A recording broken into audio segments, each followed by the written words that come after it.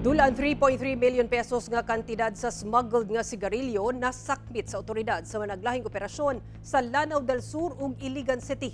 Unom ka mga personalidad, dakpan. Ani report ni James Paulo Yap. Usa ka routine checkpoint ang gipahigayon sa Regional Mobile Force Battalion, kauban ang Pantar PNP sa National Highway sa munisipyo sa Pantar, Lanao del Sur niadtong adlawng Sabado.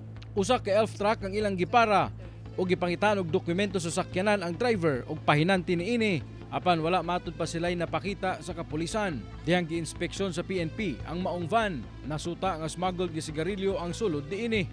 Moabot matud pa sa 30 ka mga kahon sa smuggled nga sigarilyo ang unta ipalusot sa mga sospek paingon sa Iligan City nga nagkantidad og 1.2 million pesos. Daling gidakop ang driver sa truck ug duha ka mga pahinante. Kani mga sigarilyo is wala magud sila buwis, no? They are in violation of Republic Act number 10863 or the Custom Modernization and Tariff Act, no?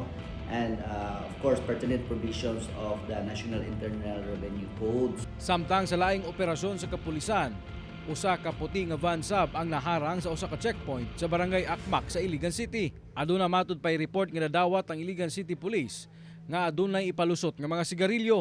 Nakuha gikan sa maong van ang 53 ka mga kahon sa smuggled nga sigarilyo nga gituohang gikan pa sa Zamboanga Peninsula nga adunay market value nga 2.2 million pesos. Upon plain view nakita ang katong mga maong sigarilyo, no?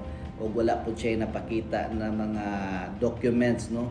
So mao to gi-confiscate dayon ang mga maong cigarette together with of course ato ang Bureau of Customs, no? Samtang gikustudiya sab sa PNP ang driver ug duha ka mga kaubanan niini nga sakay sa maong van. Ginaandam na karon ang kasong paglapas sa Customs Modernization and Tariff Act nga ipasaka sa unom ka mga dinakpan.